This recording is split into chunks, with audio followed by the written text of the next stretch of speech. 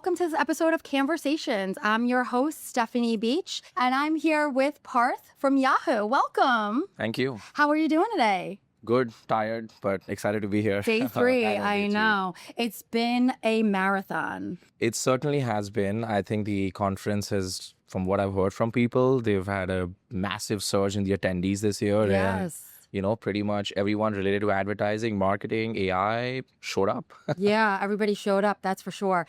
It's been a whirlwind, but it's been really great. Anything stick out to you so far? I just think that there's just a lot of passion and interest towards AI. Yes. It's pretty much been the most overly used word that's thrown around in every track, every meeting, every booth, every exhibit. So absolutely, that's one thing. And I think the second piece that really stood out was privacy. Yes. Like with this new age of, data, consent and audiences, etc. So people are really particular about privacy and what's the future? What does the future and what does the intersection of AI privacy look like? Yeah, AI is in every conversation. Yeah. That is for sure. And I think that we're not getting away from it anytime soon. Yes. Not anytime soon. But what percentage of online traffic do you think is not human? Probably 20, 30%-ish. It's maybe a higher number that I'm quoting. Okay. Just purely because of all the bots and all the, other practices that are out there. Best case guess. So, yeah. Okay. And what do you think is at risk if brands keep optimizing towards bad outputs? I think you run the risk of affecting your business goals, your objectives. So if you're optimizing towards wrong outputs, I think whatever metrics you're looking at, whether it's awareness, consideration, very top of funnel, making people feel good emotionally, and you're basically losing the same audience, right? Yeah. You're not targeting the right person at the right place at the right time. So there's that sort of one layer to it, and then there's this downstream impact to your overall objective on whatever baseline conversion metric clicks that you're seeking. So sort of a two-part answer, right? You kind of impact your consumer in multiple ways, and ultimately it impacts your brand, your perception, how people relate to you. Yeah. Do they connect? Do they not connect? And the business outcomes also. And it's really hard. I mean, it shouldn't be as hard, right? Yeah. We have all of these metrics. We have so many things that we could look at.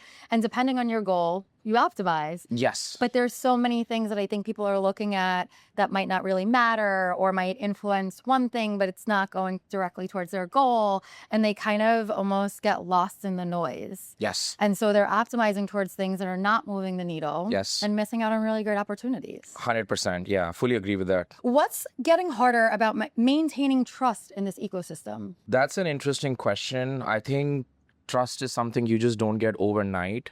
It takes time to build. And I think I mentioned this in the previous response that some brands really want you to feel good about, what they are as an organization. So over time, you build that trust. I think a tangentially related point to that is consent. Yes. Like, hey, I opted in to a certain product, ad, newsletter, could be anything, or communication.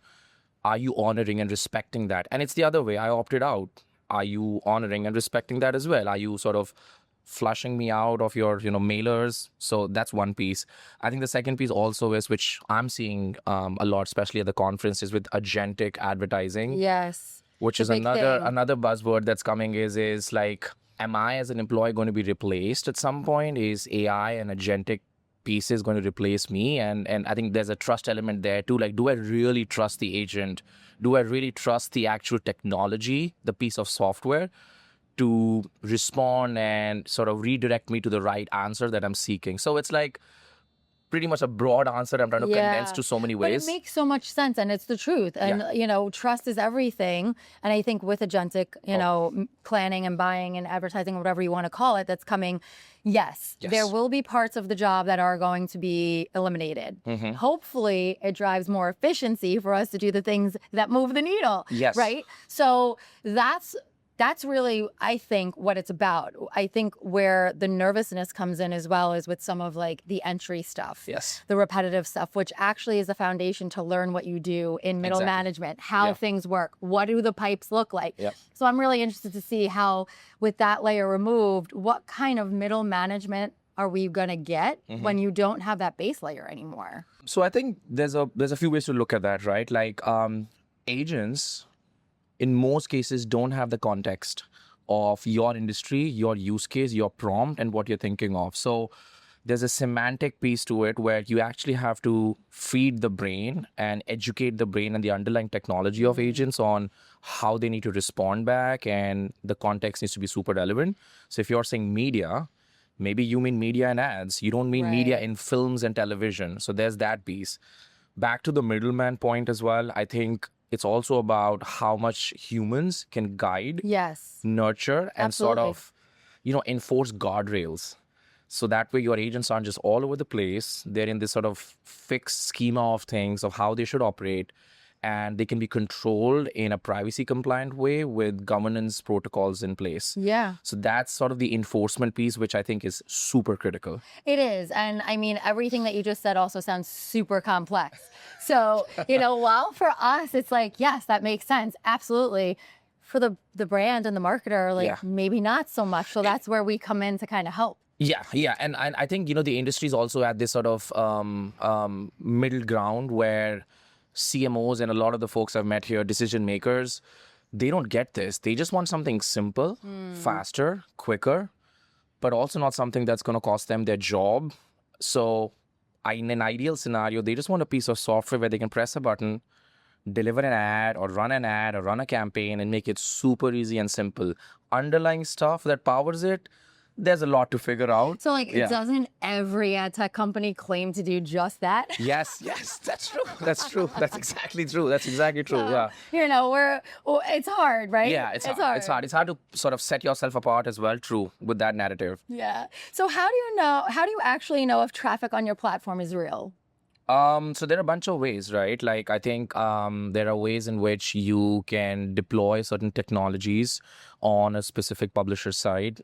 You can actually have the ability to drop certain pixels and tags. There are certain ways in which you can definitely work with different partners and organizations who are making sure that they are verifying audiences and actually engagements. There's also a different flavor to this around viewability and like brand safety. There are multiple companies out there. There's some usual players. I won't name them, but they have multiple ways in which they can actually integrate on site and actually make sure that when you have users who do land up, how to authenticate them, how to validate them, how to make sure that, hey, this is a real human. It's so important. Versus bot or fake traffic or sort of bad traffic that's showing up. So multiple ways in which you can get there. Nice. It's a fine balance. Yeah. And you have to find the right path that leads you to what you need. Yeah. I think is key. What strategies have you implemented to monetize AI agents' attention while shopping on a platform? Oh boy. So that's interesting. So in our world, it's not necessarily tied to a shopping experience. It's essentially tied to pretty much optimizing and agentifying the fundamental way of how media buying and selling works. Okay. So I'm going to sort of tangentially shift it to a different answer, but still connect the chord back to how do we enforce and bring that to life. Traditionally, human media buying or advertising involves multiple steps and hops. Yes. So weeks, days, hours, maybe even more than that. And then the agentic piece, which we're trying to deploy and bring forward, is cutting that down, going through the noise, working on a standardized way and a uniform currency in which an agent can basically declutter this entire step and bring it down to minutes, seconds, and essentially do the same thing just quicker and faster. And the way we're doing this is a bunch of ways, right? There is AdCP, which is in our advertising world an open RTB movement where it's a new way an agent is speaking to each other. So it's like, you know Spanish and I know Spanish, or I know French and you know French, we can communicate on the same currency. That is the fundamental backbone. From an operational standpoint, we're basically giving a software to a user who's essentially going in and typing in a typical prompt, executing a typical media buy with humans in the loop, and then sort of making sure that the campaign is executed quicker, faster, and then more importantly, in a more precise and accurate way. Yeah, you make it sound very easy. Yes, I do. That's my job, right? Like I have to make it sound. I have to make sure you explain it really well. Thank you. I mean, it's hard, right? People are throwing acronyms in, and I heard so many of these over here, like from LLMs to A, and there's a lot of technical jargon being thrown around. Just keep it simple, optimize to outcomes, just speak to someone as if they're 5 years old, if you can. Yeah, I love that too. And somebody was like, if you can't describe what you do to a 5-year-old, you don't know what you do. That's a fair point. That's a good assumption as well. Yeah. Right? Yeah. What do buyers misunderstand about the traffic they're actually paying for? So buyers probably when they're looking at traffic and what they're paying for, in some cases, they may have a misconception on an audience or a group of users they believe that are showing up on their page who come in from a certain category that they're hoping to target. So for example, if you're a sports publisher or a finance publisher, you're looking for someone in those categories who is maybe relevant, interested, and looking to seek that content and that information. Yeah. In some cases, buyers may not be having the right sort of fundamental strategy of ensuring that they have the right tools in place, right audiences showing up, and users. And more importantly, are they even engaged? Yeah. Because one thing is you can get as much traffic as you want, but what's the point of getting traffic if you don't have truly engaged users, or you have users who are just skipping and moving forward? So I think that's a fine balance which buyers, from what I have seen, are struggling with. And again, back to the agentic piece, that's one of the things agentic is able to solve, where again, a traditional media planner would take hours and hours and hours to go through an audience and find out, hey, this is the most relevant person to target. Whereas an agent can do this in like less than 30 seconds for a buyer, for an advertiser, and just bring it back into the whole get me the right person on my page and make sure that person is actually relevant. Yeah. Again, so simple yet so hard. Yes. Yeah. But yeah, I mean, that's really kind of what it's all about. Yeah. You know what I mean? Making sure it's relevant, creating those connections, building the trust, being authentic, all of the buzzwords. But that's really what it takes. You know, I was talking about this earlier, like brands really have it hard. Yeah. And there's so many things that they need to balance in order to really drive true and real performance. Yes. And that connection in order to be able to sell their products. Yes. Correct. Yeah. Ready for some rapid fire? Okay, let's do it. Underrated or overrated? AI in marketing. Overrated. Risky bet or safe bet? AI agents making purchases. Safe bet. Okay, safe. One thing that matters more than people think. Governance. Oh, okay. That's the first answer I got today. Can you give me a little bit more on that? So having high standards of governance is way more important in any aspect of AI, agents, agentic. And in order to enforce them, that's very, very, very critical. One thing which I'm seeing day in and day out with my engineers and the clients and the customers I speak to is very simple. The legality and the business enforcement of a contract which has terms included in it. Would you really trust an agent to handshake on a price and sign off on a campaign? Or would you really need a human element there to review it? So those fundamental practices is very, very critical. The second binary effect of that is, would you really trust an agent to launch something worth $1 million?